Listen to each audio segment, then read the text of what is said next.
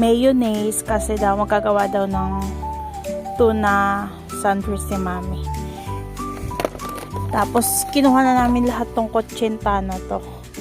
Yan. Paborito namin to ni Mami. Lala. Piatos. Ampalaya. Chinese cabbage. Sitaw. Okra.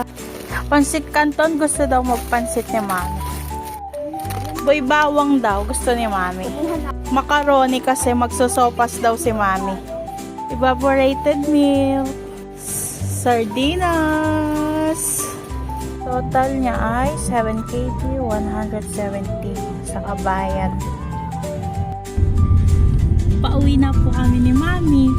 Nagsakay na po kami pauwi. Pero nung papunta kami dito from Manggap to Pahil, naglakad lang kami. Pero magluluto pa daw po si Mami. Eh, padating na po si Daddy. Kaya nagsakay na po kami pauwi. Pero magbabas lang sana kami. Yun lang po. Salamat